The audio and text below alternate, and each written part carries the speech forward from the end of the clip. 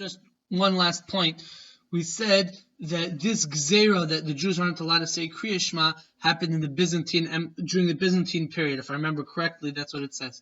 Now, the Byzantine Empire started around the year in the 300s, like 330, if I'm not mistaken, something like that. That's when the Byzantines started.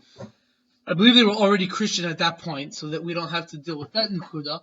But the earliest that the story of the Gzera against Kriyas Shema could have happened is, let's say, in the year 330, right? But according to the Radal, that Pirkei Eliezer was written by Rabbi Eliezer himself, the Tana Rabbi Eliezer, who lived in the 1st century.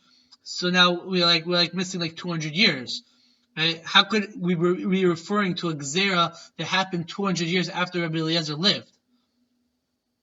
So what you would have to say is that this passage of Pirkei Eliezer, which is speaking about what Bnei Yisrael would say, Einim v'Oimrim Shema Yisrael, was something that was added on to Pirkei Eliezer after Rabbi Eliezer.